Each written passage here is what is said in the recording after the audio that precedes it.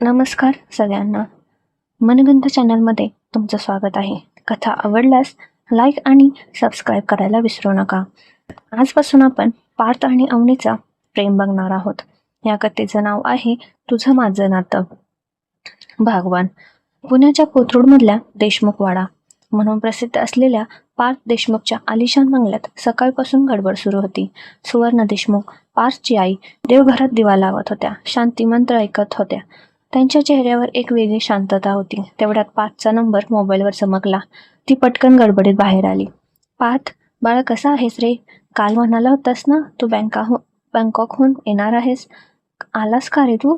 आई, हो ग, रात्रीच आलो. थोडा थकलेला आहे. मीटिंग पण ड्रॅग झाली होती, पण आता सगळं मस्त आहे. तू सांग काय चाललंय बंगल्यावर? सुवर्ण हसत म्हणाल्या. बंगल्यावर नेहमीसारखं प्रेम, शिस्त आणि थोडीशी माझी चिंता. चिंता? काय झाली आता? पार्थ, एक गोष्ट सांगू का बाळा? पण तू रागवायचं नाही हं? आई, तू रागवणार काही करत नाहीस कधीच. बोल ना बाळा. माझी एक इच्छा आहे खूप दिवसांची. तुला लग्न करावं लागेल आता. आई, काय ग, पुन्हा तेच सुरू झालं का? मी बिझनेस सांभाळतोय. या वयात लग्न करायचं म्हणजे डोक्यावर नवी जबाबदारी. माझं आयुष्य थोडं सेट होऊ दे ना आधी. पार्थ, तुझं वय 28 झालंय. आता जर लग्न केलं नाहीस तर लोक विचारायला लागलेत आणि मीही देवाकडे मागणं घातलंय. आई, तुझं मागणं देव ऐकतोच, पण तू पहिली असशील ना कुठे मुलगी? सुवर्ण म्हणाली. हो बाळा, 2 आठवड्यापूर्वी मी शिर्डीला गेले होते ना, आणि तिथे एक मुलगी भेटली. अगदी शालीन, नजरेत गोडवा, देवापुढे बसलेली होती. तीच बघत होती मी. तेवढ्यात तिने पायावर डोकं ठेवून प्रार्थना केली. त्या क्षणी माझं मन सांगून गेलं, हीच होणार आपल्या पार्थची बायको. आई, काय ग, असं एखादी मंदिरात दिसली की बायको बनवायचं का? तिचं नाव माहीत आहे का? नाही रे, ती तिथे एकटीच होती, शांत, कपाळावर केशर लावलेलं होतं, एका हातात गुलाब, आणि ती इतकी सुंदर होती की मी तिच्या सौंदर्याला थक्क झाले. आई, माझं लग्न म्हणजे कुठलं देवळात पाहिलं की झालं असं नाही ना. माझं मन, माझं हृदय, हे सगळं मला विचारायचंय. पण बाळा, तुझ्या वडिलांनी सांगितलंय लग्नासाठी होकार दिलास तरच तुला कंपनीत पुढचा पार्टनरशिपचा स्टेक दिला जाईल. आता तू ठरव. पार्थ गप्प झाला. त्याचं सगळं आयुष्य त्याच्या मेहनतीने उभं राहिलं होतं, पण कंपनीचा हिशेब त्याच्या वडिलांच्या नावावर होता. ते जर आडवे आले तर तो काहीही करू शकत नव्हता. आई, ठीक आहे, पण एक अट आहे. तिला भेटल्याशिवाय मी काहीही निर्णय घेणार नाही. बापरे, एवढीच अट? मी शोधते रे तिला, आणि तिच्यावर विश्वास ठेव. तिचं नाव, गाव सगळं कळेल. इकडे त्या मुलीचं नाव होतं अवनी मोहिते. वय 23. सोज्वळ, नम्र, शांत स्वभावाची. आई वडील एका अपघातात गेल्यामुळे ती तिच्या काकाकडे राहत होती. काका सुधीर मोहिते, प्रेमळ पण थोडे कमकुवत. काकू मिनल मोहिते, तिखट, वचा कटू स्वभावाची. त्यांच्या घरी अवनीचं फक्त अस्तित्व होतं, मोल नव्हे. ती रोज सकाळी उठून सगळी घरकामं करत असे. त्यानंतर कॉलेज आणि संध्याकाळी एक फॅशन डिझायनिंग इन्स्टिट्यूटमध्ये पार्ट टाइम काम करत असे. त्या दिवशी अवनी शिर्डीला एकटीच गेली होती. आईचा वाढदिवस होता आणि ती वर्षानुवर्षे सवय होती आईच्या आठवणीसोबत त्या मंदिरात एकांतात वेळ घालवण्याची. ती देवासमोर बसली होती, कपाळावर शांत केसर, साडीवर एक हलकीशी घडी. तेवढ्यात सुवर्ण देशमुखांचा कटाक्ष तिच्यावर पडला. ते क्षण ठरले. एक आईचं मन सांगून गेलं, हीच माझ्या पाठची होणारी अर्धांगिनी. सुवर्णाबाई आता तिच्या नावाचा शोध घेत होत्या. बऱ्याच संस्थांमध्ये चौकशी केली. शिर्डीच्या फोटो स्टुडिओमध्ये तिने घेतलेल्या गुलाबाचा फोटो मिळाला आणि त्या फोटोवरून एका NGO पर्यंत पोहोचल्या, जिथे अवनी कधीमध्ये डिझायनिंग शिकवत असे. आई, काही कळलं का? हो बाळा, ती मुलगी सापडली. तिचं नाव आहे अवनी मोहिते आणि ती पुण्यातच राहते, काकांच्या घरी. मग काय वाट बघतेस? भेटून घेऊया तिला. नाही बाळा, सुरुवात तूच कर. एका मोठ्या स्पर्धेचं आमंत्रण आलंय तिच्या कॉलेजमध्ये. तू पाहुणा म्हणून ये, सगळं नॅचरल होईल. पार्थच्या चेहऱ्यावर गोड स्मित आलं. आई, तुझा गेम प्लॅन भारी आहे बघू. ती कशी असते ती? पुण्यातील नामांकित क्रिएटिव्ह स्काय डिझायनिंग इन्स्टिट्यूटमध्ये त्या दिवशी एक वेगळी धांदल होती. कॉलेजच्या ॲन्युअल फॅशन डिझाईन शोसाठी तयारी अंतिम टप्प्यात आली होती. विद्यार्थ्यांच्या डोळ्यात चमक, टीचर्सच्या कपाळावर आठ्या आणि प्रत्येकाच्या मनात एकच भावना, हे शो परफेक्ट व्हायला हवा. स्टेजवर लाईट सेट होत होते. साऊंड टेस्ट सुरू होती. बॅकस्टेजला मुलींची गडबड, मेकअप, ड्रेसच्या चाचण्या आणि एक वेगळी स्पर्धात्मक हवा. त्याच दिवशी कॉलेजच्या डायरेक्टर मॅडमनी मोठ्या अभिमानाने सांगितलं होतं, आपल्या कॉलेजच्या या वर्षीच्या शोला चीफ गेस्ट म्हणून येत आहेत प्रसिद्ध उद्योजक आणि देशमुख क्रिएशनचे CEO श्री पार्थ देशमुख. त्या नावावर अनेक मुलींच्या डोळ्यात वेगळीच चमक आली होती. त्यांच्या कल्पनाशक्तीत तो स्मार्ट, हँडसम, यशस्वी आणि तरीही डाऊन टू अर्थ असणारा व्यक्ती आला होता. आणि त्याच वेळेस अवनी साधं गुलाबी कुर्ता पायजमा घालून हळूहळू बॅकस्टेजमधल्या मेकअप टेबलवरून मॉडेल्सचं कॉस्ट्युम चेक करत होती. तिच्या हातात एक मोजमापाचा टेप, चेहऱ्यावर शांत पण काटेकोर भाव. तिचं सौंदर्य अजून खुलवून आलं होतं त्या एकाग्रतेत. तेवढ्यात बाहेर कॉलेजच्या गेटवरून एक गाडी थांबली. काळ्या रंगाची मर्सडीज. दरवाजा उघडला गेला आणि त्यातून पार्थ देशमुख बाहेर पडला. नेव्ही ब्ल्यू फॉर्मल सूट, क्लीन शेव लुक, हलकीशी सुगंधी परफ्यूमची झुळूक आणि चालण्यातला आत्मविश्वास. कॉलेजमधल्या अनेक नजरा त्याच्याकडे वळल्या. रिसेप्शनवर प्राचार्यांनी त्याचं स्वागत केलं. मीडियाला थोडक्यात उत्तर दिलं आणि मग त्याला मंचापर्यंत नेण्यात आलं. तेवढ्या स्टेजच्या कोपऱ्यातून अवनी एक ड्रेस घेऊन स्टिचिंग रूमकडे जात होती. ती वळली आणि तिची नजर अचानक समोरून येणाऱ्या पाथवर पडली. त्या क्षणात वेळ थांबल्यासारखं वाटलं. दोघांच्या नजरेला नजर भिडणं, एक क्षणभर काळ, स्थळ विसरणं. अवनीच्या हातातून ड्रेसचं एक टोक खाली पडलं. पाथच्या चेहऱ्यावर एक हलकं गोड स्मित येतं आणि अवनी हलकासा अवघडते. पाथ थांबतो, वाकून तो ड्रेस उचलतो आणि हळूच तिच्या हातात देतो. मी वाटलं ही शोची क्वीन असणार, पण तू तर बिहाइंड द सीन्स स्टार दिसतेस. पाथचं बोलणं अगदी नॉर्मल, पण त्यातली नजर काहीतरी वेगळी सांगत होती. अवनी गोंधळलेली. ती फक्त हलकंसं हसते. मी स्टुडंट आहे, डिझायनिंग डिपार्टमेंटमधून. ओ, अवनी मोहिते. पाथचा सरळ प्रश्न अवनीच्या कपाळावर आठे.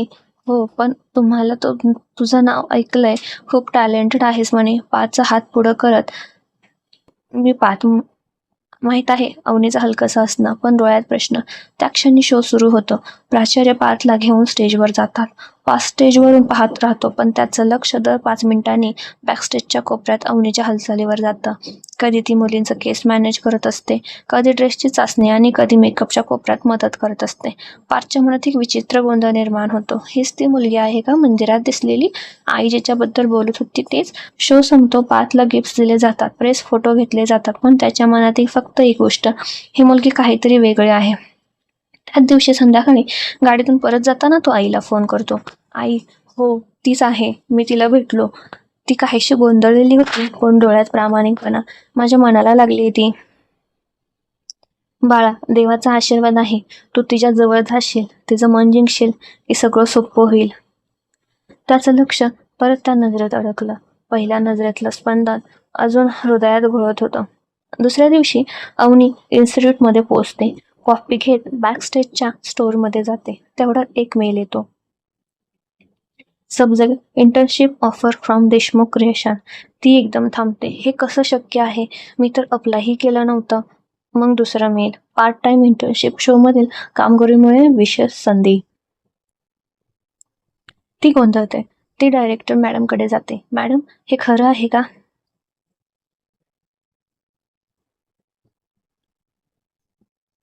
मॅडम हसतात. तुला स्वतःची किंमत माहीत नाही अवनी. तू खूप चांगली मुलगी आहेस. पाच सरांनी सुद्धा तुझं नाव सुचवलंय. अवनी हबकते. सर म्हणजे तू चीफ गेस्ट? हो, तुला आठवतंय ना, काल भेटले होतेस ना त्यांना? तिचं मन काहीसं अस्वस्थ होतं. एक अनोळखी श्रीमंत व्यक्ती तिच्या आयुष्यात अचानक. देशमुख क्रिएशनच्या मुख्य ऑफिसचं गेट हळूहळू उघडत होतं. प्रत्येक सकाळप्रमाणे सिक्युरिटी गार्ड एक स्टाफला झुकून नमस्कार करत होता. गाडीचा रांगा, लिफ्टच्या बाहेर उभे राहिलेले तरुण टीम आणि कॉफी मशीनजवळचा पहिला गोंधळ सुरू झालेला. अगदी नेहमीचंच सारं. पण आज काहीतरी वेगळं होतं. आज पहिल्यांदाच ती त्या गेटमधून चालत आत आली होती. पांढऱ्या रंगाचा सॉफ्ट चिकन कुर्ता, त्यावर निळा दुपट्टा, हलकंसं मेकअप, केस मोकळे सोडलेले. अवनी मोहिते पहिल्यांदा देशमुख क्रिएशनच्या दरवाजातून ऑफिसमध्ये पाऊल ठेवत होती. रिसेप्शनवरच्या नेहाकडून तिला ID कार्ड मिळालं. तिचं नाव पाहूनच रिसेप्शन गर्ल्स मध्ये कुजबूज सुरू झाली. हीच ना ती इंटर्नशिपवाली 5 सरांनी ज्याचं नाव पर्सनली सुचवलं? हो ग, हीच ती सिम्पलेस्ट गर्ल एव्हर. पण सर जरा जास्त सिरियस दिसतात तिच्याबद्दल. अवनी काही ऐकत नव्हती. तिचं लक्ष तिच्या हातात असलेल्या डायरीत. ती लिफ्टमध्ये शिरली. ती नवख्या जगात होती. उंचच उंच काचांची भिंत, गंधात मिसळलेली एसीची हवा आणि प्रत्येकाच्या चेहऱ्यावर काहीतरी जिंकायची धडपड. 8व्या मजल्यावर लिफ्ट थांबली. डेस्कवर एकत्र बसलेली टीम, मन्या, पूजा, संजना, जयदीप हसत खेळत कामात गर्क होती. तेवढ्यात लिफ्टमधून ती बाहेर आली. पार्थ देशमुख स्वतः आपली केबिनच्या काचेतून बाहेर पाहत होता. दिवसभर एकही क्षण न चुकवता कामात गुरफटलेला, नेहमीच्या वेळेत ऑफिसमध्ये असलेला पार्थ आज मात्र थोडा विचलित दिसत होता. त्याच्या हातात फाईल होती, पण डोळे होते समोरच्या लिफ्टकडे. आणि त्या क्षणी अवनी तिथे पाऊल ठेवत होती. त्या क्षणी पार्थचं हृदय जोरात धडकू लागलं. ती आली. एका क्षणात त्याच्या डोळ्यात वेगळंच काहीतरी चमकलं. अवनीच्या चालण्यातली निरागसता, तिच्या डोळ्यातलं सौम्य, निळसर तेज. पार्थचं लक्ष त्यातून हटेनाच. मनात अनेक विचार घोंगावत होते. ती आज रोज दिसणार. ती इथंच असेल, माझ्या जगात. संजना, पार्थच्या टीममधील स्मार्ट, कॉन्फिडंट आणि थोडीशी इगोइस्ट असणारी मुलगी, हे सगळं लांबून बघत होती. तिने पार्थच्या नजरेला लक्ष केलं आणि अवनीवर असलेली ती नजर तिला एकदम खटकली. सर, हे असं कधीच बघत नाहीत कोणाकडे. ही मुलगी काहीतरी वेगळीच आहे. तिच्या मनात पहिला संशय तयार झाला.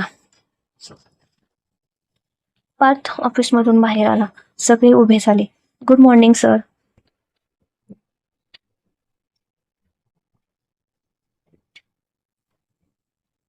Good morning. पार्थने हळूच एक नजर पुन्हा अवनीकडे टाकली आणि ती नजर इतकी स्थिर होती की अवनी थोडीशी गोंधळली.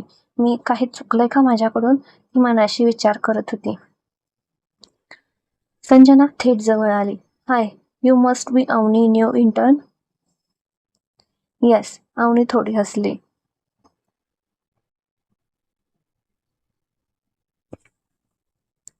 संजनाने तिचा हात हलवताना मिश्किलपणे म्हटलं, welcome to our crazy world. And yeah just a tip. 5 सरांचं लक्ष सतत तुझ्यावर असणार आहे असं वाटतंय मला. अवनी उशावी. नाही नाही, तसं काही नाही. संजना हसत पुढे गेली, पण तिच्या चेहऱ्यावर एक हलकासा तिरकस भाव झळकत होता. दिवसभरात पार्थ अजिबात कामात गळून गेला नव्हता. त्याचं लक्ष कुठेतरी वेगळंच अडकलेलं होतं. संध्याकाळी जेव्हा अवनी कॉफी मशीनजवळ उभी होती, तेवढ्यात पार्थ तिथे आला.